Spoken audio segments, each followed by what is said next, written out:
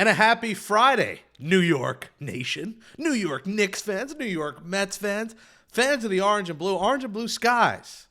I tried, Wardy, to do I struggle with the Brunson. Do you want to do it for me? Can you? I'm probably not going to be any better. It's this, right? Is it three fingers, right? Yeah, it's three. It's three fingers. I think he puts down this one. Yeah. This is Something like that. These aren't gang Or I signs could at have it Mets wrong Daily. These too. are not gang signs. These are Jalen Brunson signs. Captain Crunch, Is it Captain this? Clutch. Whichever one it is. It's either. I think Mikhail does this, doesn't he? Yeah. I don't know. Whatever. They're all around the same. Well, we're doing it for the Mets too, because we're in first place. The Knicks are on a round 2, and you're watching Mets Daily. Smash that thumbs up on the video below. Comment below as well. We appreciate it. At Jake Brown Radio and all social, at Mets Daily Show on Twitter. He's at Wardy NYM. Make sure you subscribe to his YouTube if you are not already. He is the YouTube OG. I'm the old man that's entering the YouTube world, that comes from the audio world. But thank you so much if you're a new subscriber or watcher to Mets Daily. And a happy Friday, May 2nd, 2025. The Mets head to St. Louis. There will be some rain this weekend. Hopefully not washing it away, because the schedule police will tell you the Mets will win this weekend because they're playing a team that's bad. And when they play teams that good, they don't win, Wardy. Are you a little tired of people saying that after the Mets series loss to the Diamondbacks, who I guess we can call a good baseball team? I mean, I think it's actually a good thing, and here's why. The Mets are getting so much media attention because of not only Juan Soto, but because of their great first month. So naturally, you have to have the opposing fans just trying to rag on them that they actually lost a series for the first time in a little bit, right? So I think it's a good thing. It comes with the expectation now. The Mets are supposed to be a good team. So when they're not a good team, they're going to get called out for it. Yeah, and listen, they're going to be good teams. And I always say this to people. Bad teams win 60 to 65 games a year. The White Sox last year were an outlier. The worst teams in the league win 60 times. Right. So when bad teams win a series and it's like, you lost a series to the lowly Twins, it's like, well, guess what? There's going to be a series they might sweep the Dodgers this year.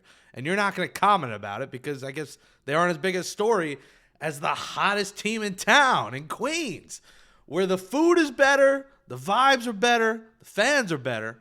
And what do you think about that as well? Fans calling us front runners, a team that hasn't won in 4 decades. We're now being called front runners and arrogant and cocky.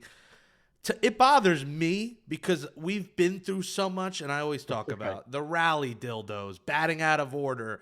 GMs getting fired, managers getting fired before they even manage a game. We've been through the Ringley, Barnum, Bailey circus. And now, God forbid, we're winning. We're being called arrogant. Does it piss you off like it does me a little bit, Wardy? Yeah, I mean, it does for the people that just continue to put a blind eye to what the Mets' entire history has been, right? Like, why are we now acting like, oh, this is this historic organization with 27 rings like the Yankees? Like, no, just because we're from New York doesn't mean we carry that same arrogance. Do we get very passionate and excited when things go well? Absolutely. But there is no fan base that can turn on their team as quick as what I think the Mets can to a degree with their fans as well. We're very blunt. We're very harsh on the club when they're not performing well. So I think the passion has been there from the start. And a lot of similarities, you bring up the Knicks to start the show, and we could say the exact same thing, right? They have very little things to be excited about as a actual history of an organization. Yet, if you ask a lot of basketball fans how they feel about Knicks fans, there's a contingent that absolutely despises them because, oh, they've been cocky, they've been condescending, they've been arrogant. When we're finally having our first deep playoff runs for the first time in literally forever, it feels like. Let us relish this moment. Let us appreciate it for what it is, because we don't know what it's like to have consistent winning. This is a first thing for all of us as a Mets Knicks fan, especially there for the orange and blue. And this is New York. We talk smack. Detroit, you're closed at 9 p.m. You got Little Caesar Pizza. It's a laughing stock of a pizza place. Indiana, you got farms. You ain't got nothing. Now I'm in the Philly area, and whenever I say a Mets fan, even like my dad's coworker I met the other day, and I was like, yeah, like big Mets fan. And I was like, you guys hate us. I'm like, yeah, we do. Like, they hate Mets fans now more than ever, and I guess partially because the playoff series last year, and like we talked about, this arrogance is like, this is a Mets against the world. Like, who would have thought we'd live in an era, Wardy, since you've been doing your show, since I've been doing podcasts, that we would be the enemy. It was always the Mets, Right. the friendly old team from Queens with the stolen hubcaps you could get outside the ballpark, and the Mr. Met and the races and the fun things and the wiffle ball field. Now it's like we are, the Dark Knight. We're the villain. We are, I don't know, the Joker. I don't know what villain, what character. I think you're more of a Marvel guy than I am, but what villain are we now?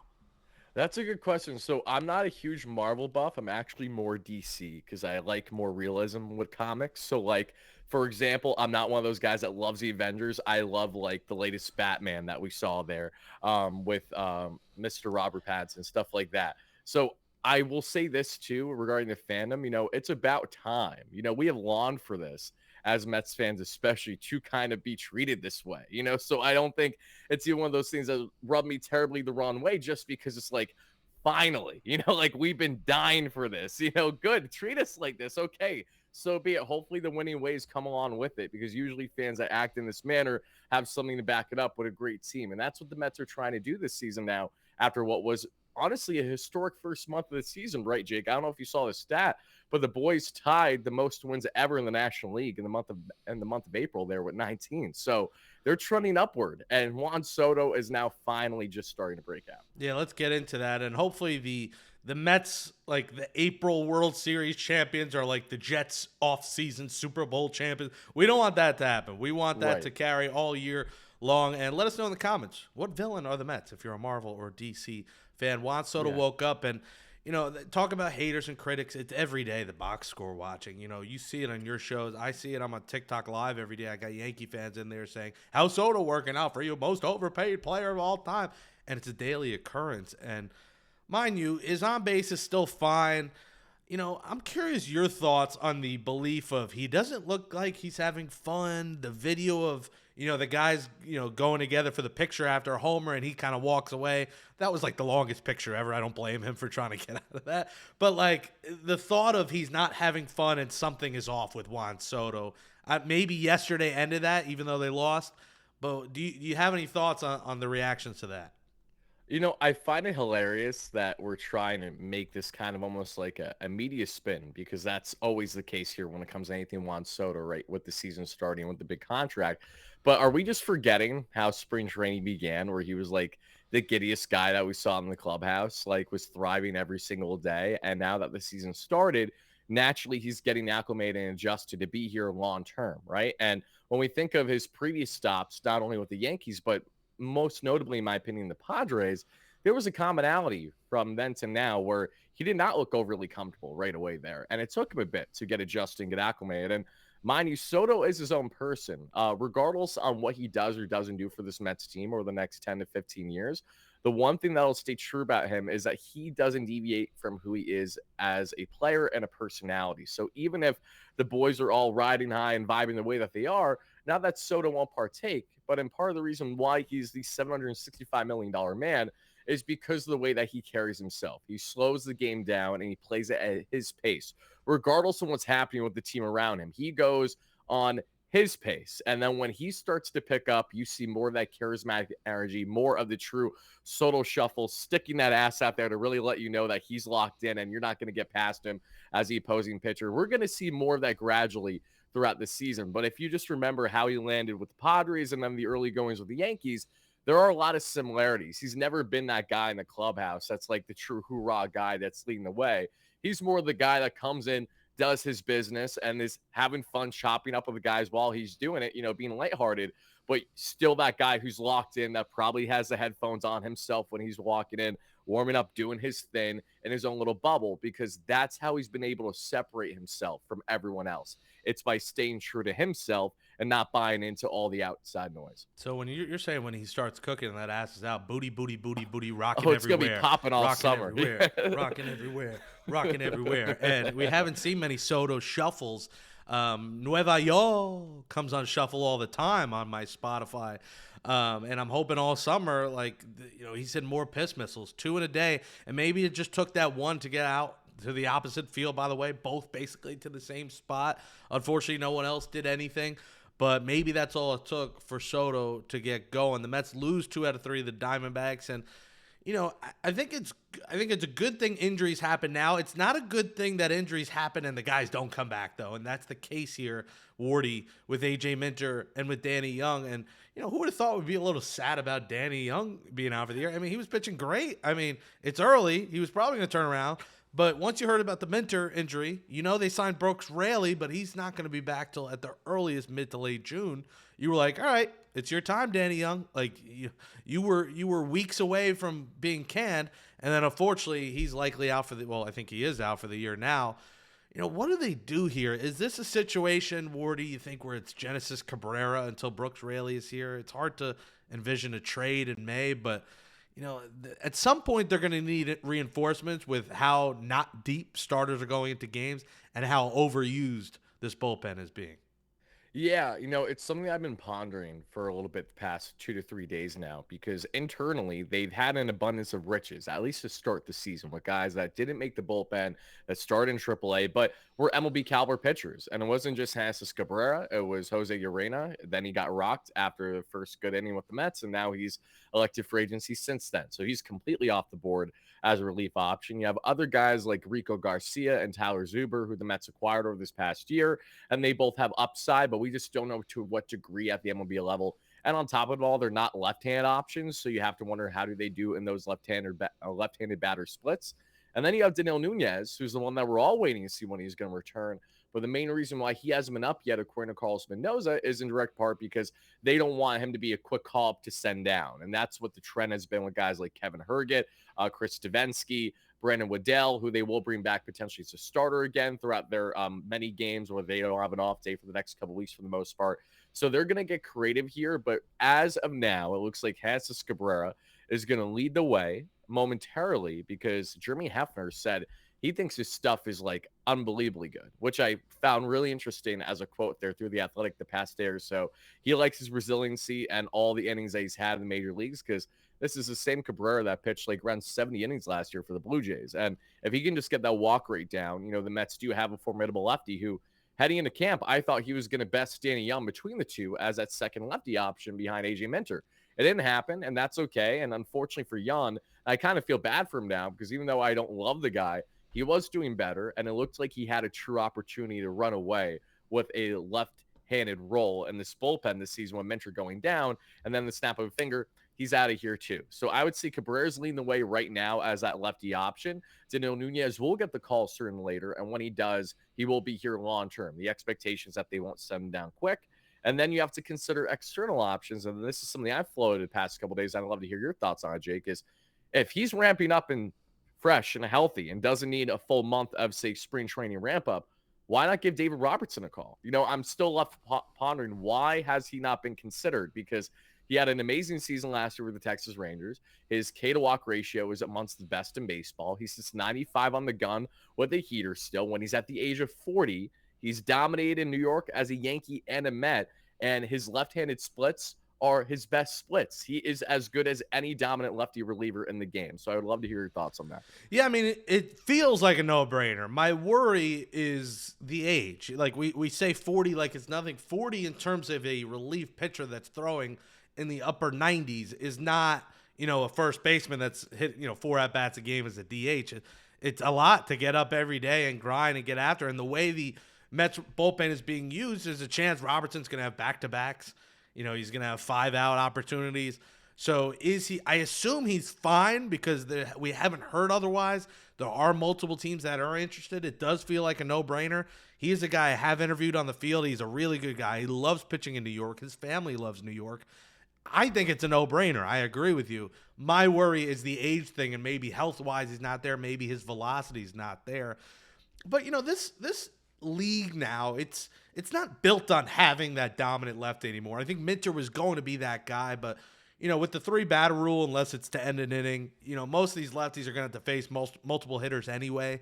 So I don't think it's the end of the world. I agree with you on Cabrera. This is a guy who has a decade of big league experience.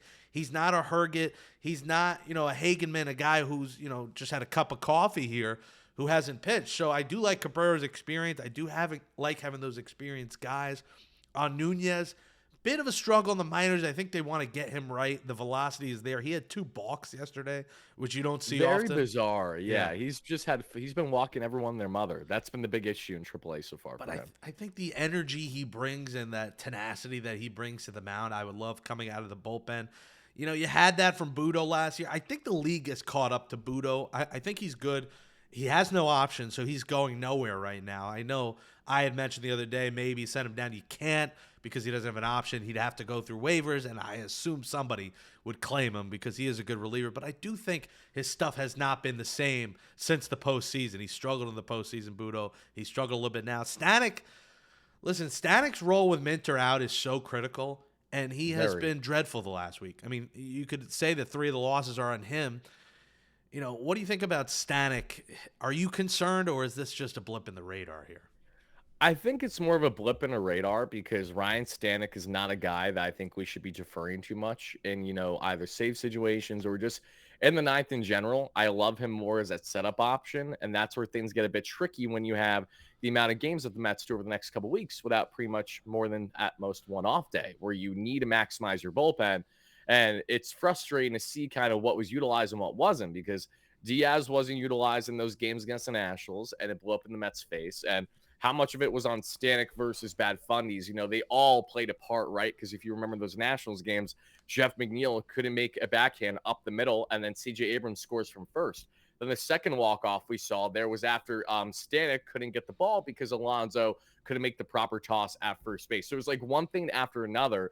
And then the last Stanek outing that we saw, he gives up, a little chopper right up the middle, and then a broken bat double, and then we saw a 2-out bloop. Like, it's just a very unfortunate hitting, a lot of soft contact that, I think once Stanek locates better, because his fastball, I think you could agree, it's looked flat. He's been sitting north of 99 plus, but he's not getting the swing and miss that we expect him to, like he was doing greatly in the postseason last year. So I'm not overly concerned with Stanek. We had fans already in my chat saying, DFA Ryan Stanek, all this nonsense. I'm like, guys, you say that now, and then when he gets picked up by, say, the Atlanta Braves and dominates for the remainder of the summer, you're going to be like, oh, why did we give him up, all this stuff? Like, you can't do that and have that overreaction this early in the season when he's supposed to be one of your better, higher leverage options. It's not like the Mets have guys that profile 10 times better than Stanek right now in the farm. Maybe they do as the year goes on, but as of right now, from what we've seen, they certainly don't. Yeah, the overreaction police is out in full force when you lose a single series. They've lost 3 series all season, and obviously they were frustrated. I was not happy with the losses, but I'm also not like some people I see in the chat, like, send Vientos down for Beatty. I'm like, It's just come ridiculous. on, here we go. I mean, the Beatty obsession I'm starting to lose my mind. I get it. He's a likable guy. Beatty shouldn't be here right now. The Mets made the right call. And also Mark Vientos, he showed us last year, sometimes he goes through streaks, but when he is on, he is the guy you want up. I get it. Believe me, strikeout in back-to-back days when you have a chance to tie or win the game is infuriating. I was mad. I was pulling my non-existent hair out, Wardy. But, I know that he's going to turn it around. And if he doesn't, Luis Angel Acuna's greatness, I think both of us have been on the Acuna Matata train, despite the stats and the exit velocity, the ball not going in the air. He fields. He can get singles. I don't care if he doesn't hit homers. If he gets singles and doubles, he's an automatic stolen base. He's an automatic run scored on anything in the gap. He's electric to watch, and he needs to be out there. God forbid Vientos does hit on the Mendoza line, and we'll talk about Mendoza next. That's a good lead-in. You have Acuna with the ability to play third, and with the way Jeff is hitting right now, as much as people are like, look, Jeff McNeil came back, they're starting losing. He's hitting the baseball. He does has a relaxed swing. He does have the torpedo bat. They do have the option if they wanted to play Acuna at third and, give Vientos a mental health day or have him sit a couple days in a row or have him get right. They have flexibility with Azakar hitting and playing a good center field. Nimmo continues to be a bit of a question mark, but I think we believe he's going to get it right. They have flexibility to move guys around. God forbid there is someone struggling, and the depth on this team and pitching too with the injuries is going to be what has to get them to the promised land. Oh, for sure. And listen, depth is key to everything, right? And we know that in years past, especially since we both watched and covered this Mets team under Steve Cohen, what is something that came back to bite them, especially in that first season? It was lack of depth on every front. Then 2022, it ended up hurting them big time on depth when it came to the quality of power in their lineup outside of Alonso and Lindor. And then we saw the pitching get exposed there more so on the bullpen to a degree than I think in the rotation, with the exception of playoffs. And then 2023 was 2023, kicked out of the curb. 2024 last year, we know the flows that they had. Now leading up to this season, this is the deepest Mets team that I feel like we've seen yet in recent Mets history. And that's saying that while Shamanai and Frankie Montas still aren't back from injury. So with all the highs that they've had so far this year, they're destined to get some lows naturally. But let's also remind ourselves and self-reflect to where we were a year ago this time. And that was right around 11 games below 500, or getting close to, right, before they started to get on their run. So let's appreciate what the Mets are now, what they will continue to be, because they're going to have themselves an amazing season. And I'm not saying you shouldn't be mad at certain losses, but the Frank the Tank approach of season's over when you lose a series, it's not good for you. Like, no, it's true mental illness, and I don't even say that as a slight at this point. Like, it's an actual problem. Yeah, I mean, the weather is beautiful, and I get it. My eyes are getting scratchy. The allergies are nuts. Zyrtec and Flonase are not helping me very much. Some days you sound like Squidward. But, put the SpongeBob memes away for now, because this team is fun. They're good. They're not the laughing stock of the league. So enjoy the ride. There's going to be ebbs and flows. There's going to be series losses. But, they're still half a game behind the Dodgers for the best record in baseball, despite all these injuries and all these things going on. And, not that he means much, but they do have Paul Blackburn, too. We never even mentioned the poor guy. He was sick. He lost a bunch of weight during rehab. Not saying he's any good, but when you do need, no one thought Jose Azocar was going to be good. I think he's a serviceable fourth outfielder. We're not seeing John Mayberry, Eric Campbell, and DJ Stewart anymore. Those days are dead and gone, and I think that's what's so good about David Stearns. I always say this, roster spots 27 through 40, he addresses better than any GM in the sport, and that's going to be huge during these dog days of spring and summer. As I said, the allergies, the days of spring, May is a heavy allergy month. The dog days for some of you, they'll get through them. We talked about the Mendoza line. Carlos Mendoza.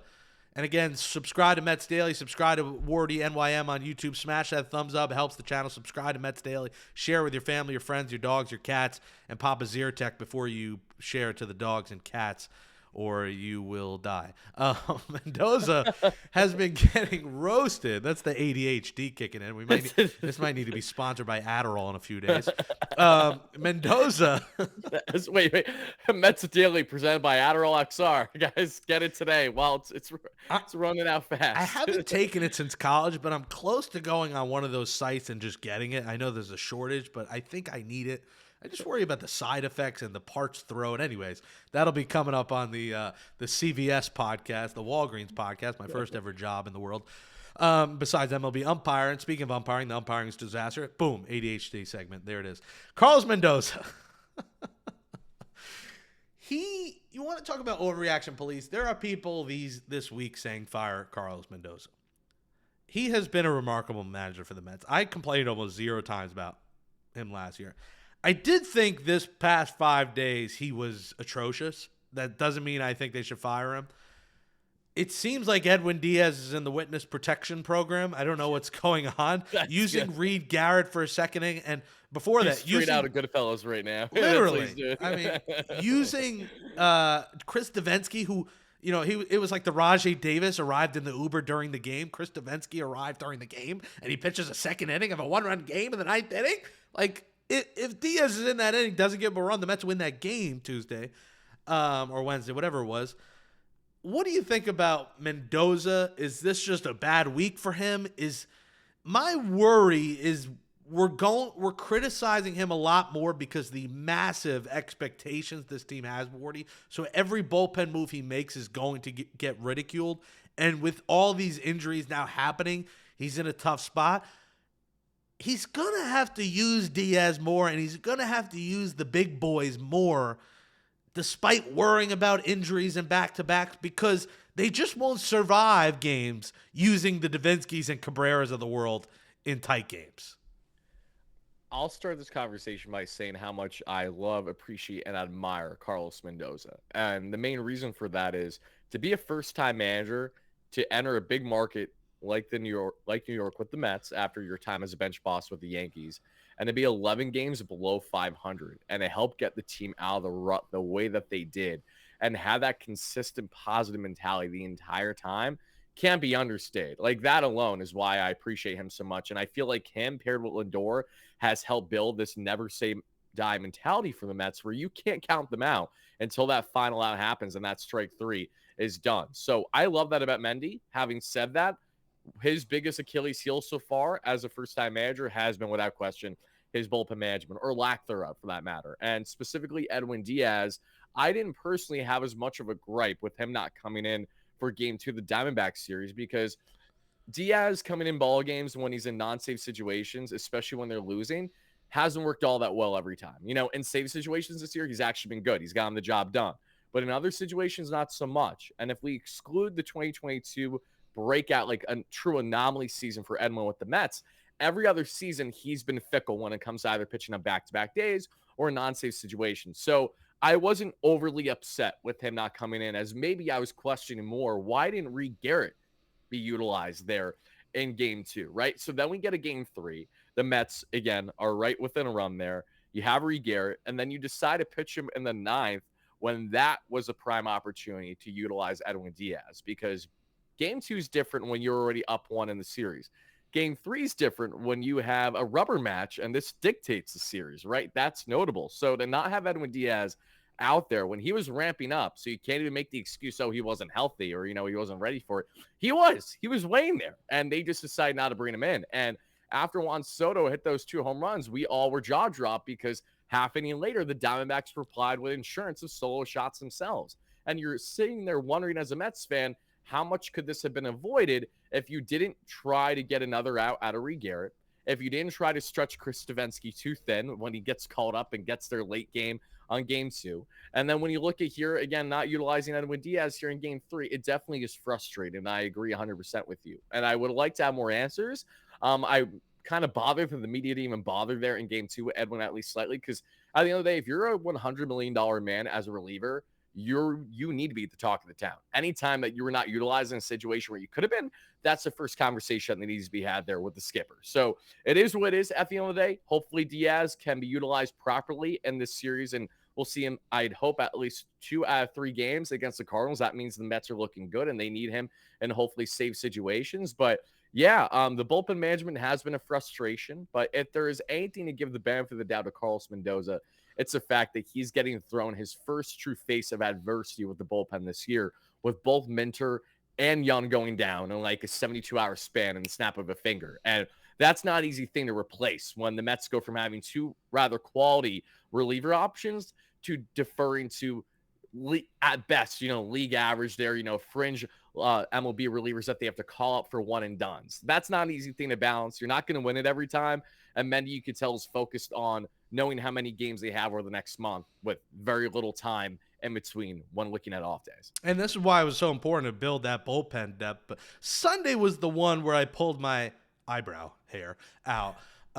Because, I know not back-to-back, but you're up 1 run. I do not trust Ryan Stanek in a save situation up 1 run. I trust Diaz because, like you said, good save situation, not good in others. You can live with Tuesday and Wednesday because, like you said, not save, they're losing the game, fine. Save situation, Sunday, got to be in there. So maybe that was his hip, still wasn't 100% right, but he pitched the day before. I would imagine he's fine.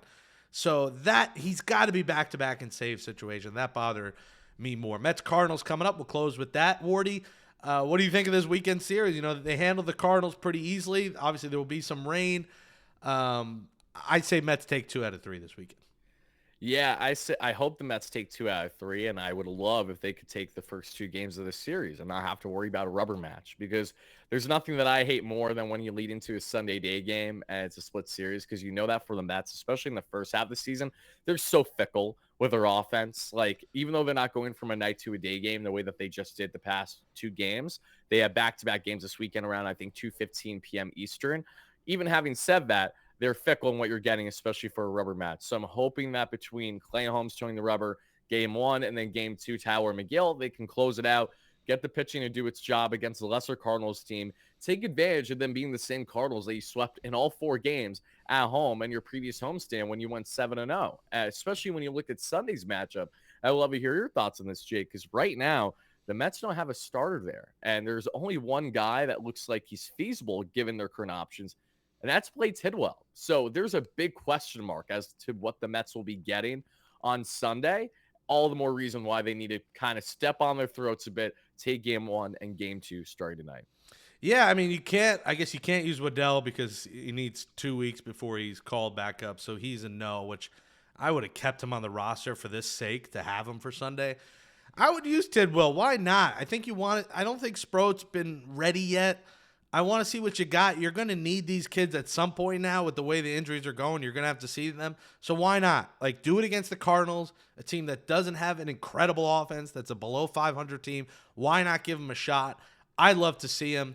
I think at some point we see the hitters. I think we're going to see Drew Gilbert at some point. I think by the end of the summer or midsummer we see Ronnie Mauricio up here. But I say give Tidwell a shot. I agree with you. I don't think they're going to go Brazovan opener than Kranick. You can't use – you overused Kranick, so I don't think you could go that route. You got to have someone up here. I don't think you're going to use – bring back Davinsky. You're not going to have Cabrera. So you're right. Let's go Tidwell. Let's rock and roll with Blade Tidwell. Important context with this too. The Mets are 0-2 this season with these, kind of spot starter situations. And the worst part is that the pitching has been the problem in either of the games. Brosban was fine in that game against the Twins, and then Justin Hageman was more than fine in his 3 to 4 innings. But between the Mets having a rally late and then Harrison Bader continuing to torch the Mets that entire series, that's how they lost them in a walk-off fashion. Then we look at this past game there with Brendan Waddell, goes 4 shutty after Brazo goes 2 shutty. But it comes down to the offense not producing, So last thing I want to see is Blade Tidwell give the Mets like 3-4 rock solid innings, and we lose like 3-1 because the bats just don't show up. So let him pitch though too. Like let him pitch like Andy Pettit's a starting pitcher. The famous Mike Francesa line. Brandon Waddell is a starting pitcher. Why did he get pulled after a strikeout in the 6th or 7th inning? Like Blade Tidwell, you're a starting pitcher. Let Blade Tidwell go 6 or 7 strong. None of these baby 4 innings. The Mets are going to be sponsored by Pampers soon and diapers. Let these kids pitch. I like that, Jake. I let the kids pitch. Yes, 100% agree. Let's make that happen. Well, let's get a slogan. Right away, that made me think, I don't know why, but it made me think of, was it Pink Floyd? Like, leave those kids alone for whatever reason. That's the ADHD popping in my head, too, as we're having this conversation. But yeah, let them play.